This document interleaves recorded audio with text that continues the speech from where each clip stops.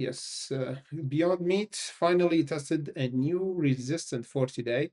We almost break out and make the short cover, but the price pulled back a little bit. So we have to discuss the trigger where the short have to cover. Before we go further, remember our content here for education purposes only.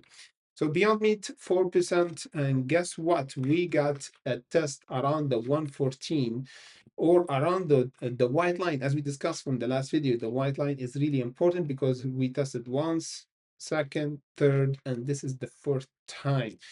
And we're still holding the current support over the 95, and we're still inside this channel, so nothing changed.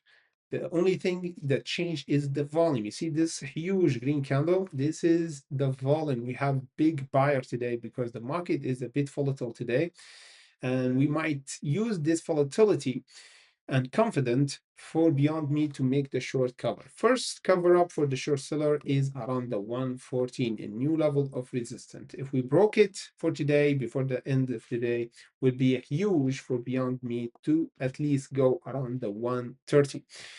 So this is will be interesting to watch and expect another jump of 14%, because right now 4%, another 14% will give us almost 20% for today, will be great.